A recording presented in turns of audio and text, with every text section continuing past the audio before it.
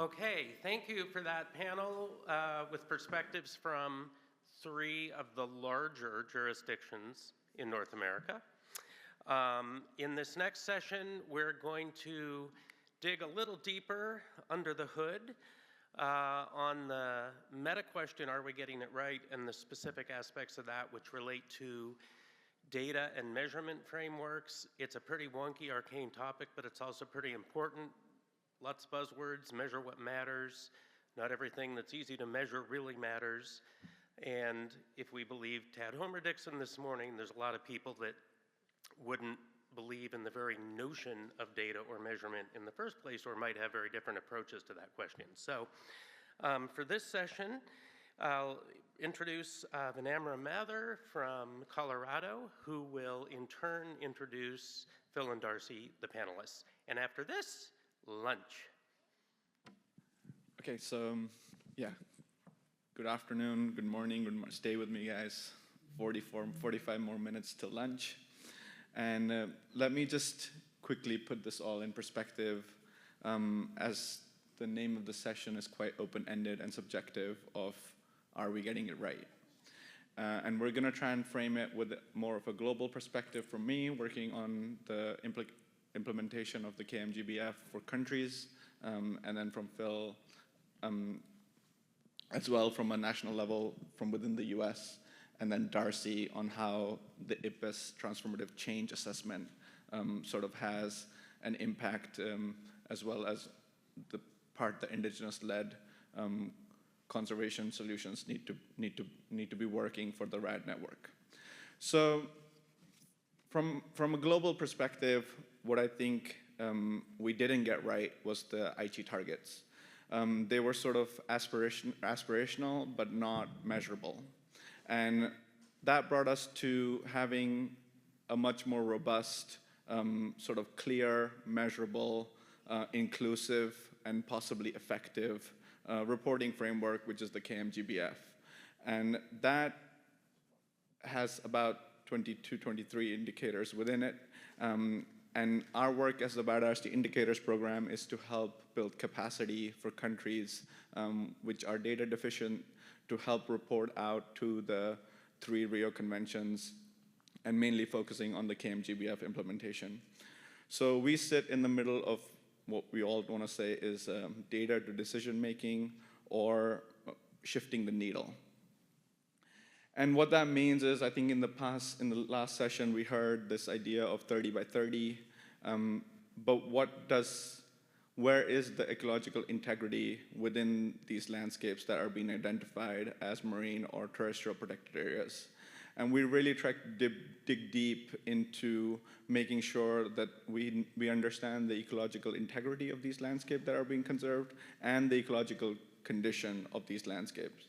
So from my perspective, it's very challenging to bring sort of global data sets to make national strategic action plans for countries where there hasn't been this long lineage of data collection for the past 50 years. So yeah, and with that, as a food for thought, I will introduce Phil Levin, who's a professor at University of Washington, and he will share insights from his former role at the National Nature Assessment, which is now United by Nature. Phil. Okay. I didn't know there would be a goofy picture of me above my head. It's weird. Yeah, so like I've been ruminating about what I'm supposed to say today. Like I have no idea. And so last weekend, you know, I'm thinking about, okay, what am I gonna do? I went down to the beach, to a rocky shore near where I live, 168.3 miles south. And the air was thick with salt and the smell of rotting seaweed. You know, that smell, it doesn't lie. It's so honest, and I love it. And there was rain softly drifting down, and water rushed up into the cobbles and makes the cobbles make that kind of rough music. And every so often, I could hear a bald eagle cry out kind of across the quiet. It was asking a question, there wasn't really an easy answer. And I sat there, still, listening, grieving for what we've lost and what we keep losing. And in that moment, I cried. I don't know why I was crying, but I knew it was safe, that nature could hold my grief, that my feelings weren't too much. And I sat on the sand in between these two big pieces of driftwood, and the forest was behind me. It didn't flinch, and the tide didn't just run away.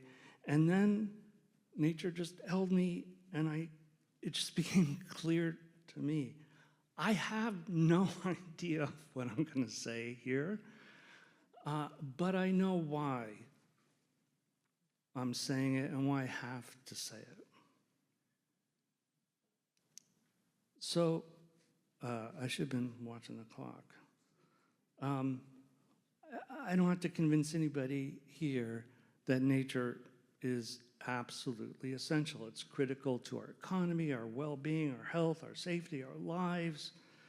And we can't meet our goals as states, as countries, as a global community without doing more for nature. Like, I don't have to convince anybody of that. But what's weird, in the US, it's been quite a while since we had, if ever, that we have had a comprehensive, rigorous, holistic assessment of what's going on with nature and why it's important with us, or to us. We have a lot of knowledge. We have a ton of information, but it's scattered, it's siloed, it's fractured by discipline and by sector. And it's because of that, in the last administration in the US, that the National Nature Assessment was created. The goal of this assessment was to really rigorously assess status trends and future conditions of nature, of land, water, wildlife, biodiversity across the country, and importantly, to understand the benefits it delivers to people. How is it impacting our culture, our health, our well-being, our safety, equity, climate? With the National Nature Assessment, we were really focused on three things. First, what's happening with species and ecosystems across the country, including species that are ecologically important, culturally important, and what's driving those changes.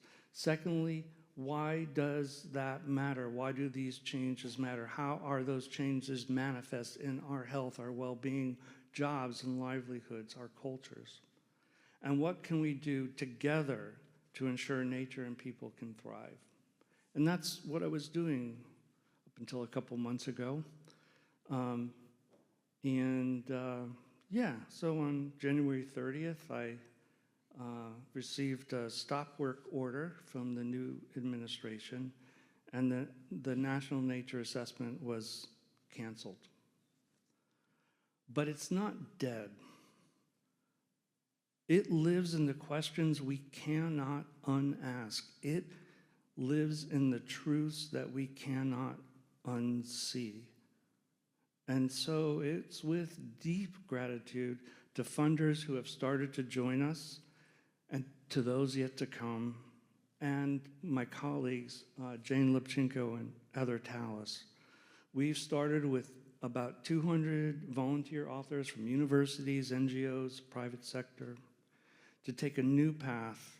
And we've launched a new independent, non-governmental initiative called United by Nature. We are unitedbynature.org. You can check it out.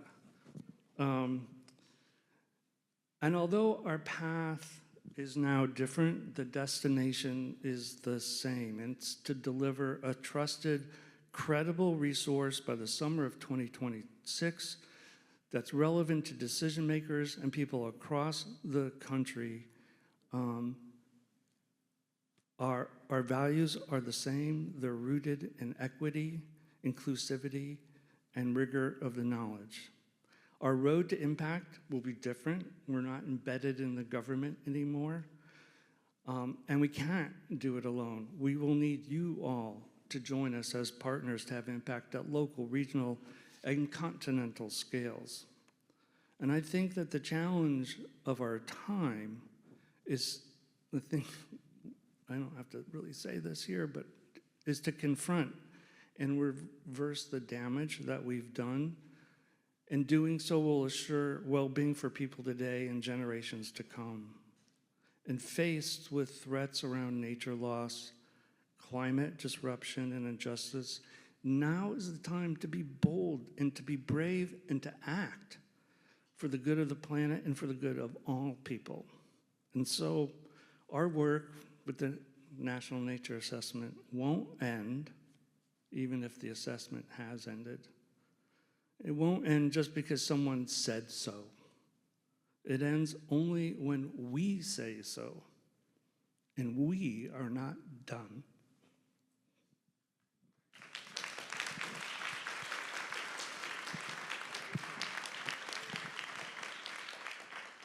Well, Darcy, over to you, and talking about the transformative change assessment within the IPBES, and I'm sure some of you are familiar with this assessment, but yeah, it does bring a very important perspective on looking at the biodiversity loss on a sectoral level. Thanks.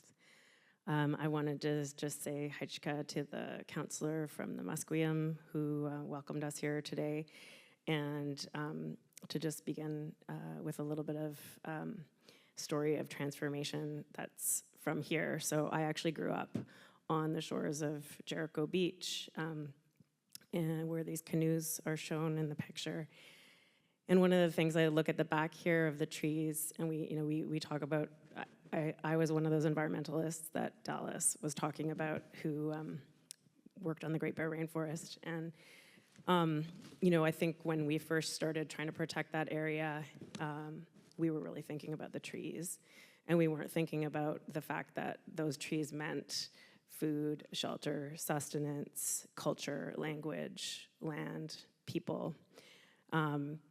And so I wanted to just honor that this has been a place of transformative learning for myself. I actually grew up on this campus. I'm a third generation Point Grayer on both sides of my family. My family originated from mostly in Europe. And now I work with the RAD Network, Restore, Assert, Defend, and it's an Indigenous-led network that's working on ensuring that Indigenous rights and jurisdiction are at the center of nature-based solutions and the emerging nature finance field in Canada especially. And I have two leadership circle members here, Gwen Bridge and Stephen Nita, so shout out to them. And the other thing my father taught me was that sometimes Americans have to escape America, and he helped people dodge the draft. So, come talk to me later. Y'all are in trouble down there. But we're all in this together. And I think that the moment, it's really powerful, actually, that the global community working on biodiversity chose to invest in a transformative change assessment. And so this is, the pictures up here are a couple of pictures of a two-headed serpent. It's a very common Coast Salish story in different nations. And it's actually the origin story of the Musqueam people from here. And the two-headed serpent was evil and fearsome, and its droppings were toxic and destroyed all the plants that it would leave behind. And it wound its way from the Camosun Bog, which is just over this way, down to the Fraser River. And the path of destruction and poison that it left behind became the root of the river that was the source of the Musqueam people and the flowers that came around the river in its place. And I think it's really important for us to think about transformation and think about how poison can sometimes turn into something we couldn't imagine, and we have to have those stories right now, and every culture has those stories that support survival and reconstitution. And that's the stage that we're in. And so it feels really amazing to have been part of a transformative change assessment. And so where I'm coming from in this is really to say, how does a transformative change lens shift the way we think about what we're measuring? And so of course we want to know what's happening with nature, but even that, the indicators around that, it might be the prevalence of species, but it also might be the presence of indigenous stewardship on the land, right? And so as we get the right indicators and ways of thinking, we can track our progress, I think, more powerfully. And so this is the picture of the kind of overarching rationale for the IPIS. How many folks here have taken a look at the IPIS report? It comes with, there's the summary for policymakers came out, and then only recently the individual chapters are coming out, just in April and May, it seems like. So I was an author on chapter 5 of the strategies portion, and strategy 1 in particular around conserving places of value to nature and humans.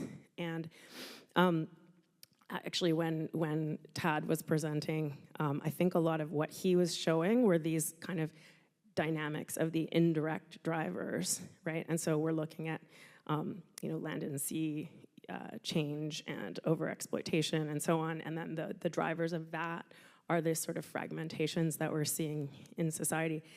And what I like about the transformative change assessment is it kind of went further upstream and really said that there are underlying causes in our society of why this is happening, and it's because we actually have a worldview that doesn't understand humans as connected to nature. And when I say we, I think it's the dominant cultural paradigm, but it's not the paradigm of most long-standing cultures and wisdom traditions that have stewarded the land for millennia.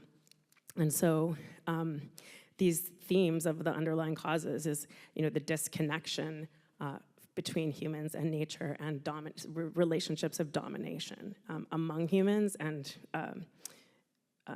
nature, humans over nature. And that's what I learned in environmental studies. The historical roots of our ecological crisis are in Judeo-Christianity and in these exploitive stories of humanity on the top that we've been taught.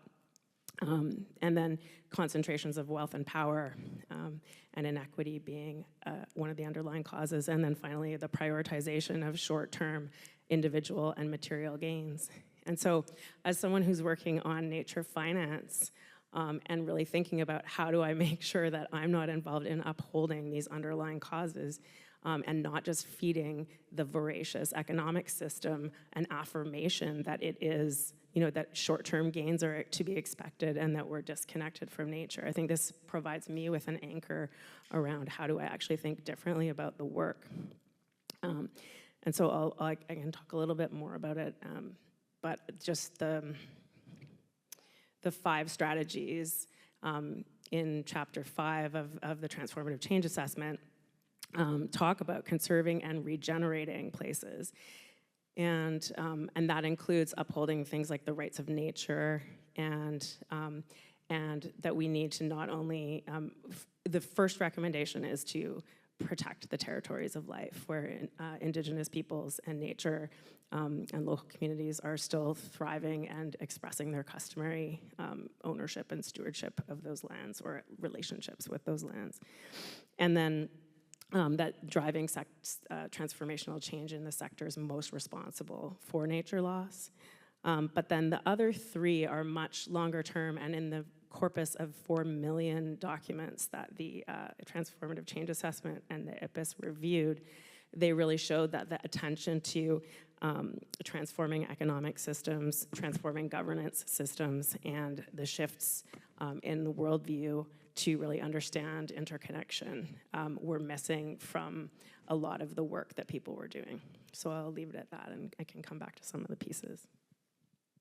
Yeah, I think the transformative change assessment is sort of making us think in a different way than what has traditionally been thought of as impact. And which brings me to a question for Phil as to why do you think these assessment frameworks are important, and when have they worked in the past?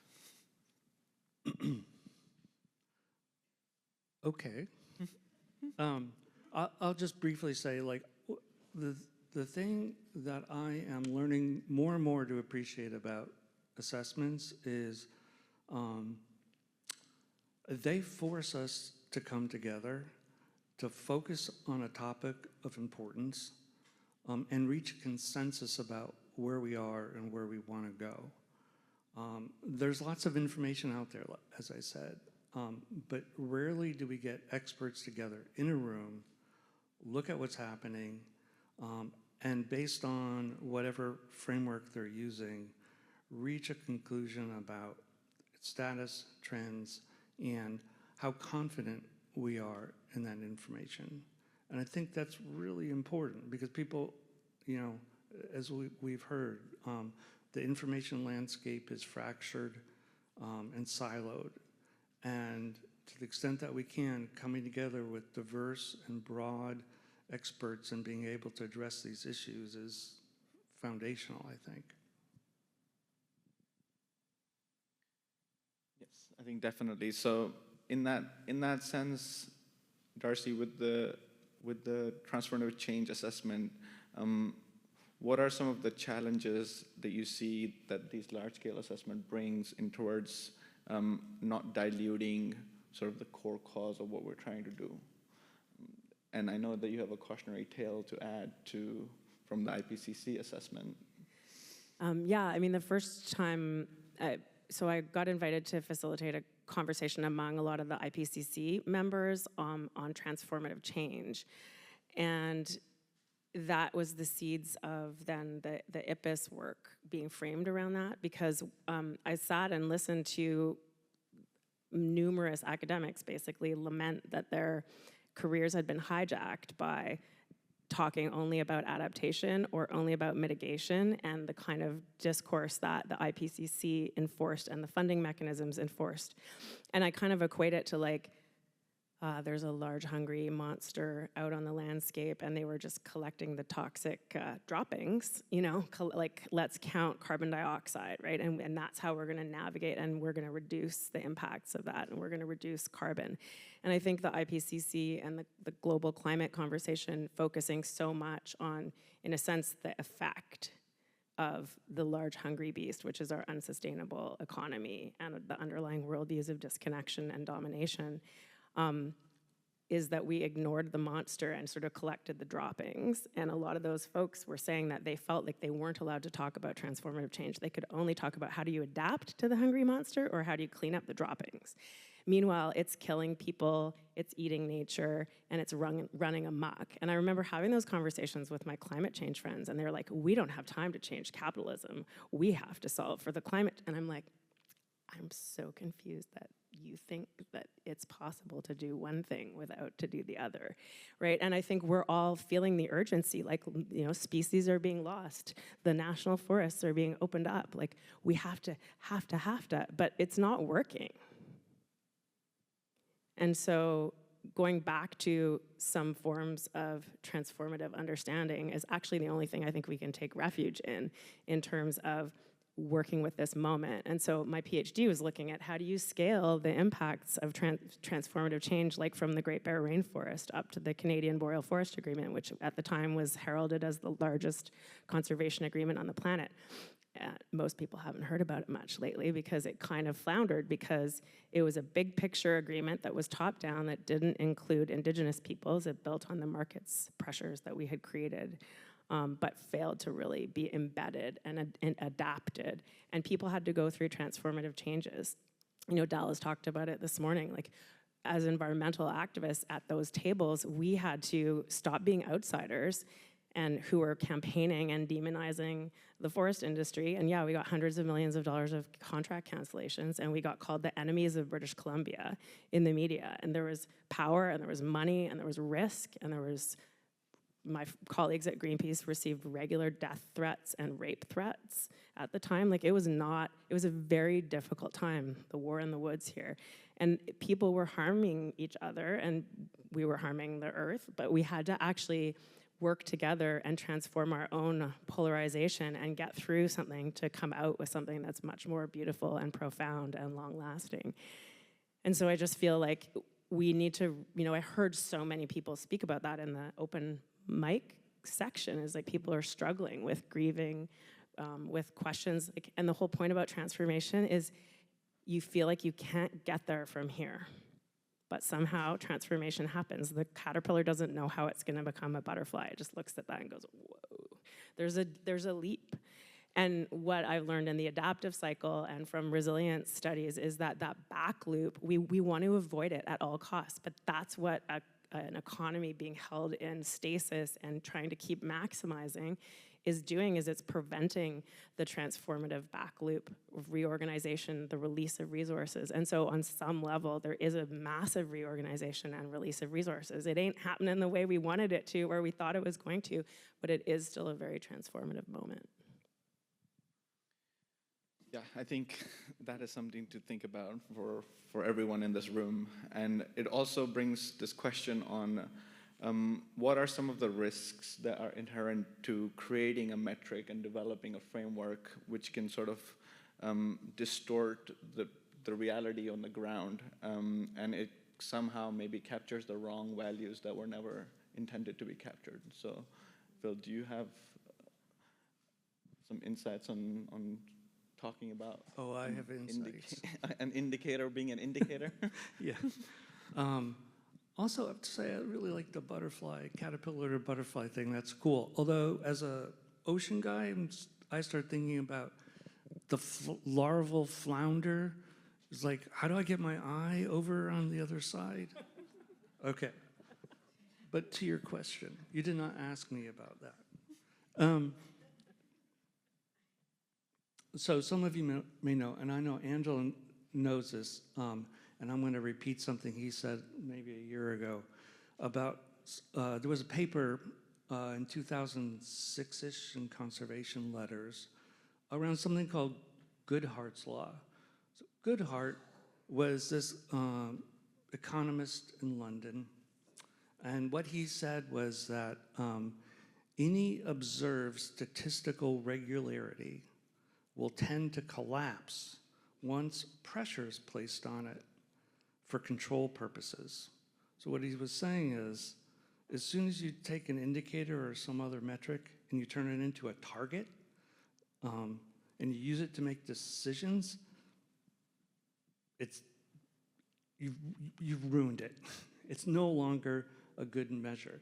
Because it's like you're teaching to the test, right? If you say, oh, you have to do this, and then you would just teach the test, you forget what's the point of all this. And so in our business, like, well, let's say my business, one of the things I noticed was when I was working at NOAA, there were areas that could no longer be trawled because there was gear changes, gear restrictions. So they were never fished in recent years. I mean, they were fished a long time ago, gear restrictions, not fished. Now, we need to have some area conserved, so we're working towards conserving area. So let's turn this area, which nobody's actually fishing, into a no-fish, a no-take reserve. What have you accomplished? There's some good reasons to do that, so don't get me wrong. But the actual amount of area that's not fished, the reduction of impact due to trawling, there was no change. So what have we done? And so this is a danger that I'm constantly worried about with my work, is like, are we doing what we think we want to do? Are we achieving our real goals, or are we just kind of teaching to the test? And so I think there's a few ways to overcome this. Probably it's like things you have already thought of. One of the things is really hard if you have a portfolio of indicators. Like, you can still manipulate things, but it's much harder to kind of game the system if you have multiple indicators. Something people, I think, tend not to do is think about, leading and lagging indicators. We often think big picture about lagging indicators. Things are happening, kind of what happened is, we lost species, we're losing forests, whatever it is, that tend to be lagging indicators. If we focus on leading indicators that tell us what might happen in the future, that give us sort of warning signals, I think that helps us shift our focus to ongoing processes. I'd also say that really important, people said this a lot already, and I think we'll continue to say it, is that if we involve communities in defining success and engaging in sort of what's happening, and we develop context-sensitive and value-driven goals, then we end up with metrics that are like rooted in the lived reality, not some kind of academic number. And finally, I'll say that we have to learn to get away from the quantitative. I mean, we need it, but we need to make space for narrative and qualitative evidence in what we're doing. And I think it sort of gives us, the qualitative stuff gives us a sanity check on whether actually what we're doing is really meaningful. And ultimately, we have to, I think, embed a little bit of humanity into what we're doing in terms of metrics and targets, and really think about having a deep connection to real world outcomes, not just bureaucratic targets. Wow. So yeah, I hope you were in the room, in the plenary, when all 170 targets for the KMGBF were being agreed upon by all 192 countries. So I think that's sort of the opposite lens in which I also look at these same targets. We were working in Namibia trying to understand land degradation and reporting out to the CBD. And what I was struggling with was understanding, what do we do with this baseline information? Do we go backwards to protect what we lost, or do we future-proof ourselves to make sure we are sort of in line of, and making sure no more further loss happens to the baseline data that we have from this present time? And fortunately or unfortunately enough, this year there were unprecedented rains in Namibia, so all of the data was a little out of place, let's say that. And it was really hard for us to understand what does this indicator on land degradation represent in this moment in time for Namibia in the next 10 to 15 years. So I think it's interesting to sort of keep an open mind where the indicator world needs this local level or the granularity of the data. You can't always put global data into local context either. It will most likely put a mangrove in the middle of a desert if you're not very clear with what you're looking for. Which sort of brings me to my point on sort of understanding what are the implications of the transformative change assessment, and how do you measure progress towards biodiversity in your case? Yeah, I was thinking about this, and there's a little bit on indicators in the assessment, but as a kind of collective challenge, right? Like how does this translate into your work? And how to, and what is it, like, what might it mean to really elevate and connect some of the more transformative evaluation approaches into the work that we're doing? And so, like, I actually think everyone has to answer that a little bit differently based on the contexts that you're working within. For like at RAD Network, we've got values around working in ceremony and working from spirit and working in reciprocity. And those are the principles that are guiding us, because we know that we have to do things differently as well as try to look for different outcomes. So like I have a little provocation, which is like, so how many people in the room are working to protect biodiversity? Put up your hand. Okay, then how many of you feel like you're in relationship with plant or animal teachers in some way?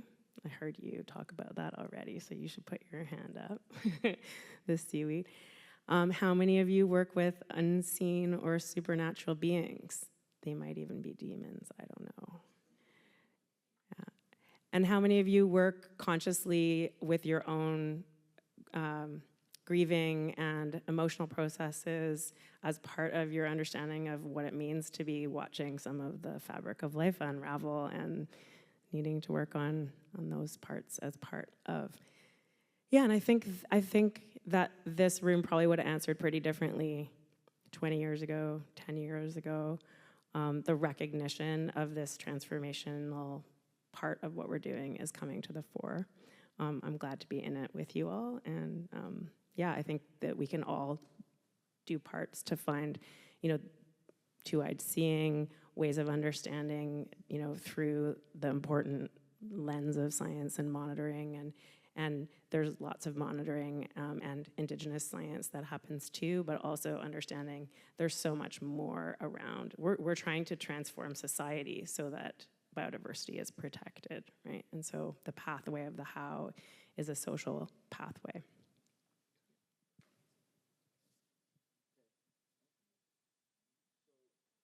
Something that has happened is I've been locked out of this iPad. So if people do have questions, they can maybe raise their hands, and I'll open it to the floor.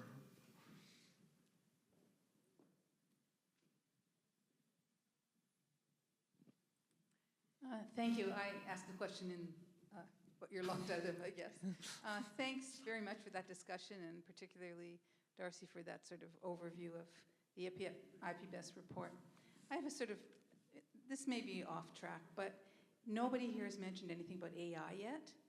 And maybe you're dreading that, because I actually see, it's like any new technology, there's the positive and the negative, but I think it's got a role to play in transformational change. And I wonder if the people sitting at the IPBES table thought about that, or if not, just say no, and we don't have to discuss it really. Thanks. I wasn't in any of those conversations, but I do think it's a two-headed serpent, and there's parts of it that have promise and parts of it that have really deep peril. And if you think about sort of the broken worldviews at the base of what's eating us up, AI is not different from that broken worldview. It's the extension and domination and culmination of that idea that all we need is to get more and consolidate it, and somehow our dominance will be fully met. And yet I've had elders say, yeah, but it might have consciousness, and it's trickster energy, and it's like we don't know, right? And there's like Tyson Yunkaporta talks about that in Sand Talk as well, like elders speaking about, technology. The worldview wins if we think that such a thing can be fully disembodied or not sentient in a way, right? Like it's a perfect paradox. And of course, yes, it eats water, energy, people's ideas, intellectual property, Indigenous ways of knowing. It's trying to, and I'm working in a space where we're trying to grapple with some of that.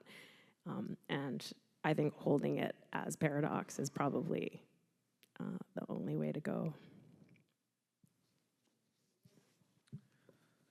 So yeah, there are some existential questions on this iPad, and maybe Phil. Are you gonna edit them out? Yeah, I will try and take the tricky ones here. And one is, why do we need more assessments, and why do we have so many different conservation organizations working all towards one goal? Phil, do you want to take that one, maybe?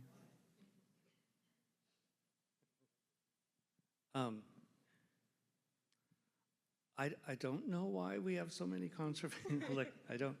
So I'm going to punt on the second half. I can tell you why we need the assessment I'm working on. I can't tell you about the other ones. There is a need to bring information together in the US in a holistic way. It's just not there at the scale and scope that we need it, and the depth we need it.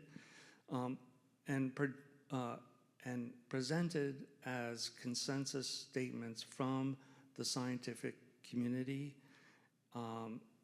in a way that's also gone through rigorous peer review. In our case, our plan is to go through the National Academies of Science, Engineering, Medicine. So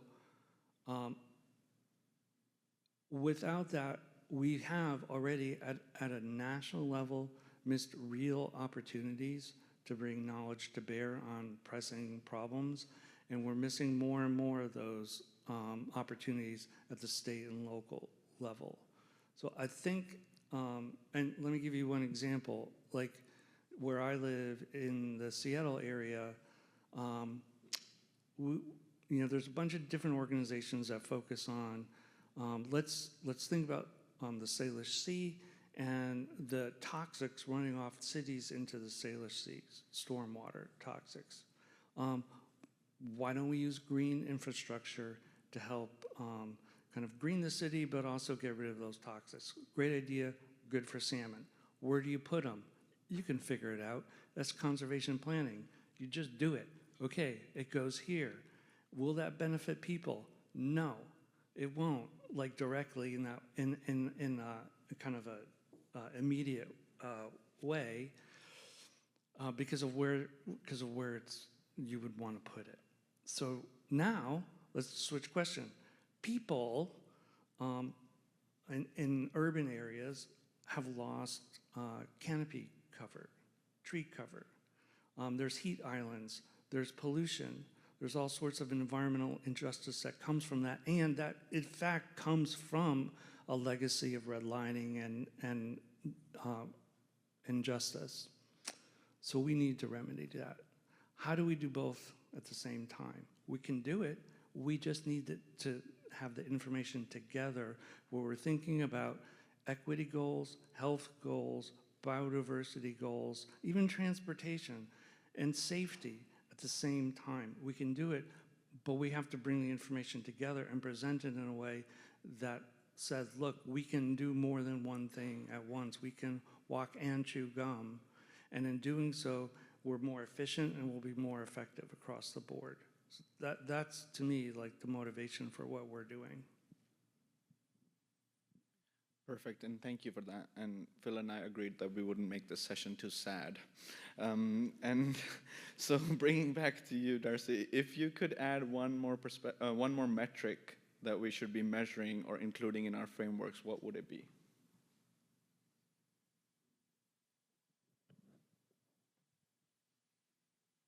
It might just be to give it a bit more airtime, but like I think we do need to have be naming the presence of what we want to see more of, and so and the power of the economy that is driving destruction. I think so. If we have metrics and we're working towards a truly regenerative economy, and we have the seeds of that. Looking at how Indigenous peoples had stewarded land, but also we need to grapple with the very large population that we have. So, but I think really an indicator around the advancement of truly sustaining regenerative economies, because that is, we have to find a different way to live in relationship to the earth, and the economy is always asking us to sacrifice nature and people for profit. And so we have to find a way. If we can't get at that leverage point, I don't think, so I think we need indicators to help us get toward that and value that, and not just try to slow the monster, catch the monster's droppings. Like we have to transform that monster. Yeah, and I think maybe adding to that, Article 8J going through the CBD process of the Indigenous people's perspective being truly acknowledged and them getting a seat at the table. I think that whole working group is going to bring forward a few more indicators with the knowledge that they have that will be forced to kind of look into that, which maybe has been ignored for some time. So I think that will definitely bring a different perspective in the negotiating room moving forward. Phil, maybe one last question, maybe you can both answer it. what are we not measuring that we should be better at understanding our impact?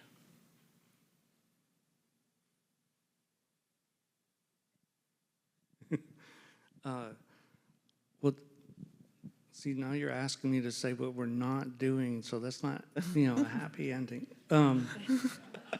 I think. Okay, what are we doing and not doing? We can do both.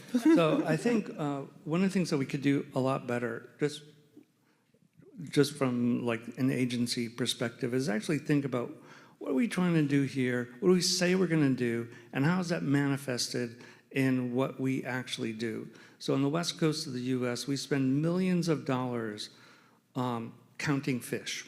Like we go out, we run boats, there's people on the boats, and they count fish, and then they bring numbers back to people that tell them how many fish that they counted, and then there's other people that tell them what to do with the numbers of fish that they counted.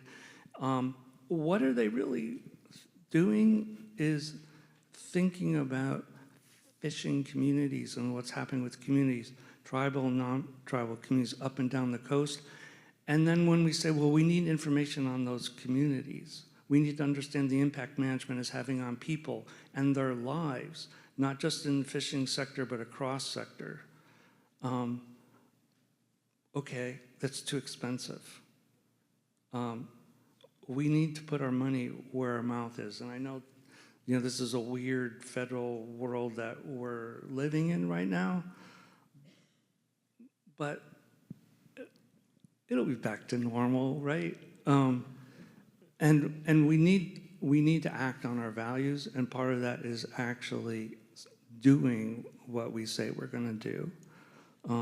And I'll just say one last thing, which is there was like this quote from David Orr a few years ago, who basically says hope is a verb.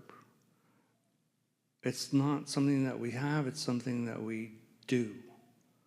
And so for me, when I think about any of these questions, it's about rolling up our sleeves and getting to work. And the act of doing that is an act of hope, and it is an act of resistance. And I hope we all have hope together going forward. Okay, so with that, thank you everyone. I would like you to please thank the panelists for the session, and please do enjoy lunch.